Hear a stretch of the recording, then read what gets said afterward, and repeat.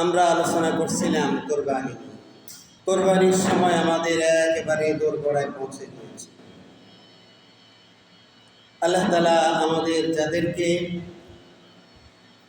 কোরবানি করার তৌফিক দিয়েছেন, আমরা সকলেই মানসিকভাবে প্রস্তুতি গ্রহণ করছি। সম্মানিত হাজিরিন, আমরা যে কোরবানি করি, কোরবানি 3 প্রকার।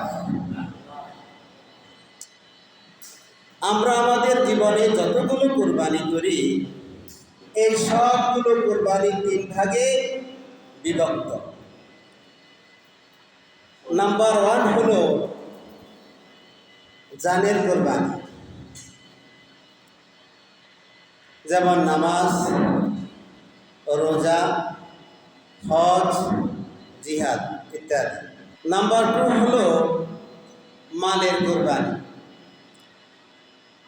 মালের কোরবানির মধ্যে রয়েছে যাকাত, ফিতরা, কোরবানি, হজ। সবচেয়ে জটিল এবং কঠিন যে কোরবানি, সেটা হচ্ছে মনের কোরবানি। সবচেয়ে কঠিন থেকে কঠিনতর কোরবানি হলো মনের কোরবানি। মনের কোরবানি হচ্ছে বড় কোরবানি। মানুষ কথায় বলে না, আমি সব কিছু মানি, কিন্তু তাল গাছটা আমার বাগে থাকে। দরকার হলে তোরে দান 6 হাড়ি বেশি দেবো। আগের দিনে মুরব্বীরা বলতেন, প্রয়োজনে তোরে দান 6 হাড়ি বেশি দেবো, তারপর আমার কথাটা উপরে থাকবে। এই যে কথা উপরে রাখা, নিজের মতকে উপরে রাখা, নিজের সিদ্ধান্তকে জলাঞ্জলি দেয়া, এটা হচ্ছে সবচেয়ে কঠিন কথা, কঠিন সিদ্ধান্ত। তাহলে মানুষ জানের কোরবানি দিতে পারে, মালের কোরবানি দিতে পারে, কিন্তু মনের কোরবানি দিতে পারে না। রাসূল করিম সাল্লাল্লাহু আলাইহি ওয়াসাল্লাম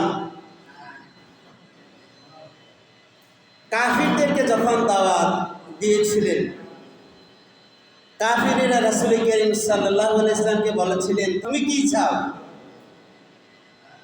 তুমি কি ক্ষমতা চাও? তুমি কি গাড়ি বাড়ি চাও? তুমি কি সুন্দরী নারী চাও?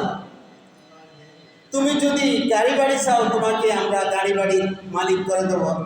এই আরবদের মধ্যে সবচেয়ে ধনী মানুষে পরিণত করব। আর তুমি যদি নারী চাও, তাহলে আরবদের মধ্যে সবচেয়ে সুন্দর নারীটা আমরা তোমাকে দিয়ে দেব। তাহলে দেখেন, তারা সব কিছু দিতে রাজি ছিল, কিন্তু তারা যে বাপ দাদার ধর্ম, তাদের যে চেতনা, তাদের যে ধর্মীয় বিশ্বাস, সেটাকে তারা জলাঞ্জলি দিতে রাজি ছিল না। তারা তাদের মনের কোরবানি দিতে রাজি ছিল না। তারা তাদের ওই কথাকে, তাদের ওই মতবাদকে ধরে রাখার জন্য জীবন দিয়েছে, সম্পদ দিয়েছে, কিন্তু তারা তাদের কুফরিকে ছেড়ে দেয় নাই। তারা তাদের মনের কোরবানি দিতে পারে না।